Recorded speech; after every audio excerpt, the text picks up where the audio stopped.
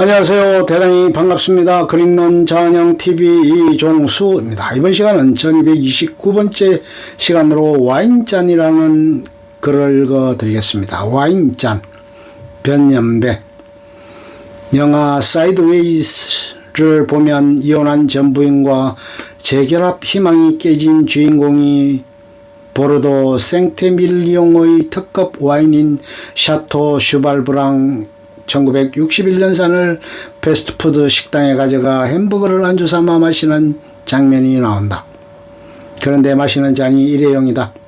1961년 빈티지 샤토 슈발 블랑은 보관 상태에 따라 다소 차이가 있지만 현재 300만원에서 1000만원까지 값이 매겨지는 고가의 와인이다. 크게 축하해야 할 일이 있을 때 마시려고 주인공이 아껴두었던 값비싼 와인인데 테이블 위에 올려놓지도 못하고 종업원의 눈치를 보면서 마시는 주인공을 보면서 짠한 느낌이 든다.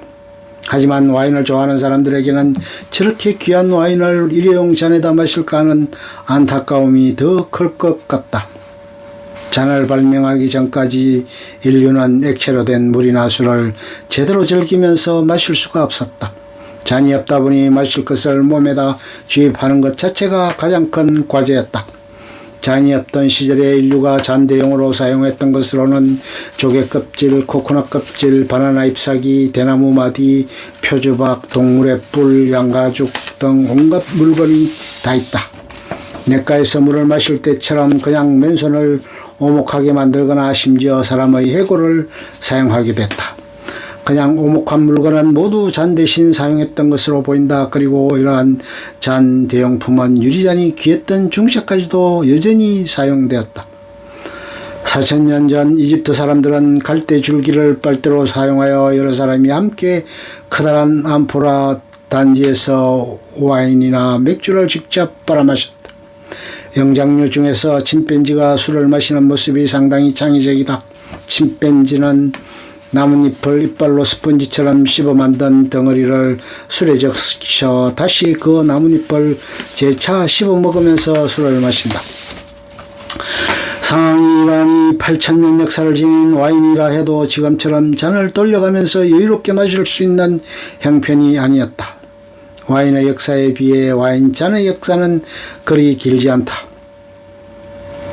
유리의 기원은 기원전 2300년경의 메소포타미아 지역인 것으로 알려져 있다. 이후 기원전 2000년 전에는 페르시아를 거쳐 기원전 1500년경에는 이집트로 전래되었다. 처음에는 주로 장신구 등을 만들었고 유리잔이 기록에 처음 등장하는 것은 기원전 1500년경인 이집트의 아멘호테프 2세 시절이다.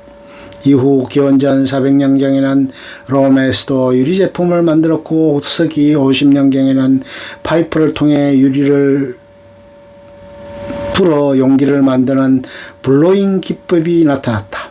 이로 인해 유리그릇이나 유리잔을 보다 용이하게 만들 수 있게 된다. 우리나라에서는 기원전 2세기의 청동기 시대에 이미 유리 제품을 만든 유적이 발견되었고 1500년 전 신라의 참마총, 서봉총, 황금 대총에서도 유리잔이 출토되었다. 그리고 서기 1400년경에는 크리스탈로라 불리는 투명한 유리 제품이 이탈리아의 베니스에 있는 무라노 섬에서 생산되어 유럽의 고급 유리 시장을 독점하였다. 무라노 유리는 이탈리아의 아디제 강과 스위스의 티치노 강에서 채취한 석영 자갈을 원료로 사용하였는데 빛을 굴절시켜 무지개 색이 나도록 코팅하였다. 이때 만든 대표적인 유리 제품이 와인잔과 샹데리아였다. 이렇게 만든 유리잔은 아주 귀하고 희소해서 현재의 다이몬드에 버금가는 보석과 같은 가치를 지니고 있었다. 유럽이나 러시아 왕족이나 귀족 등 소수의 사람만이 유리잔을 소유할 수 있었다. 이러다 보니 귀족들은 와인을 마시는 자리가 있는 경우 시종들에게 자기가 마실 잔을 휴대하게 하기도 하였다. 초기 와인잔은 지금과 같은 손잡이가 없는 현재의 소주잔과 비슷했다. 하지만 무라노 잔은 경도가 높아 쉽게 깨지는 단점이 있었다. 이를 개선하기 위해 1673년부터 산화납을 첨가한 제품이 영국에서 대량 생산되어 유리 제품이 보다 대중화하는 계기를 만들었다. 산화납은 건강에 해로워 지금은 쓰이지 않는다. 그런데 현대와 같은 와인잔의 형태를 갖추기 시작한 것은 1700년대 후반의 와인잔을 살펴보면 잔의 크기가 지금에 비해 7분의 1 정도로 작은 것이 흥미롭다. 세금 문제 등으로 작게 만들었다고 한다. 초기에는 잔에 대한 다양한 형태의 장식을 주로 스템에다 했다. 그리고 1900년대 이전까지는 모양이 대부분 잔의 입구가 밖으로 벌어진 형태였다. 오늘날의 표준이 된 위가 좁은 형태의 와인잔은 오히려 잔에 얼마 남지 않은 와인을 마실 때 불편하다는 이유로 환영받지 못했다. 위가 좁은 잔을 돌릴 때 와인을 흘릴 염려가 작고 코를 집어넣어 보다 민감하게 향기를 맡을 수 있는 등 여러 가지 장점이 있다. 그리고 유리 가공 기술이 발전함에 따라 와인잔의 크기, 형태도 용도에 따라 보다 세분화되고 스템의 길이도 상대적으로 길어졌다. 용량도 커지고 잔의 두께도 얇아졌다. 1970년대 국제표준화기구 ISO가 만든 표준잔도 잔의 용량이 커지는 데 일조했다. 화이트 와인잔이 상대적으로 레드 와인잔보다 크기가 작은 것은 마시기가 좋은 온도가 서로 다르기 때문이다.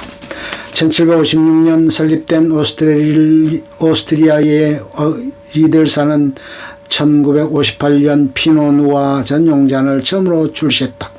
이후 리델은 포도 품종에 따라 50여 종의 전용잔을 만들기도 했지만 대중적인 호응을 크게 얻지는 못했다. 리델은 2004년 스템이 없는 와인잔을 내놓기도 하였지만 역시 호응은 미미했다. 심지어 리델 가문의 경영자인 크라우스 리델은 맛을 느끼는 혀의 맛 지도를 바탕으로 와인잔을 디자인했다고 주장했다. 리델 디자인의 독특한 곡률이 입안의 와인을 혀의 맛 지도에 따라 각각 미각 부분으로 정확하게 보내어 이로 인해 사람들이 와인의 맛을 보다 완전하게 느낄 수 있다는 것이다. 하지만 맛을 각각 따로 감지하는 혀의 특정 부위가 있다는 주장은 과학적인 근거가 없다는 것이 2000년대 초 이미 밝혀졌다. 리델사는 혀의 맛지도가 근거 없는 것을 인정하면서도 여전히 리델의 와인잔은 효과가 있다고 주장한다. 그리고 와인의 찌꺼기를 거르거나 산소와의 접촉 시간을 늘리기 위해 사용하는 디켄터는 기원전 고대 로마 제국 시절부터 사용되었다. 서로마 제국 멸망 후 유리 제품이 기해지자 한때는 검은이나 동으로 만들기도 하였다. 브랜디나 싱글 몰트 위스키를 마실 때 사용하기도 한다. 와인잔은 개별 포도 품종에 따라 몇십 가지로 구분하는 등 훨씬 더 세부적으로 나누기도 하지만 이렇게까지 구분해서 마시는 사람은 많지 않고 또 그럴 필요도 없다고 본다. 일반적으로 6, 7가지 정도로만 구분해서 마셔도 충분하다. 그럼에도 불구하고 서로 딱 떨어지게 구별이 어려운 경우도 많다. 레드와인, 보르도 잔, 가장 흔히 볼 수 있는 잔으로 볼의 길이가 길고 입구가 좁다. 부르고뉴 잔, 볼과 입구가 상대적으로 넓다. 그 중에서도 피누누아 잔은 입구가 꽃잎처럼 살짝 밖으로 구부러졌다. 화이트 와인, 레드 와인 잔보다 상대적으로 볼이 좁고 크기가 작다. 스파클링 와인, 샴페인 잔을 말하는데 옛날에는 볼이 넓은 쿠페 잔을 사용하기도 했으나 요즘은 거의 쓰지 않는다. 볼과 입구가 좁은 플루트 잔이나 튤립 잔이 일반적이다. 로제 와인, 잔이 작고 입구가 장미꽃처럼 밖으로 살짝 벌어졌다. 포트 와인, 도수가 높아 보르도 잔처럼 생긴 작은 잔을 사용한다. 세리주, 역시 도수가 높아 역삼각형의 작은 잔을 사용한다. 그리고 와인잔은 오스트리아와 독일산이 유명한데 브랜드에 따라 가격도 차이가 많이 난다. 브랜드 인지도와 가격대를 기준으로 유명한 브랜드 몇 개를 소개한다. 리델, 250년이 넘는 역사를 가진 오스트리아 최고급 브랜드이다.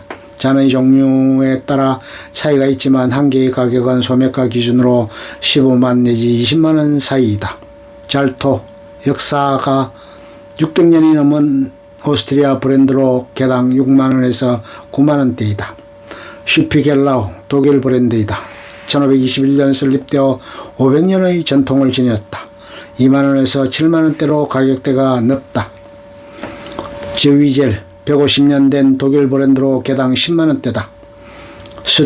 스투저위젤 140년 된 독일 브랜드이다. 개당 2, 3만원대이다. 브로도의 유명한 와인 거장 알렉시스 리시는 와인잔도 좋은 와인과 같이 인류가 문명화된 상징이라고 했다.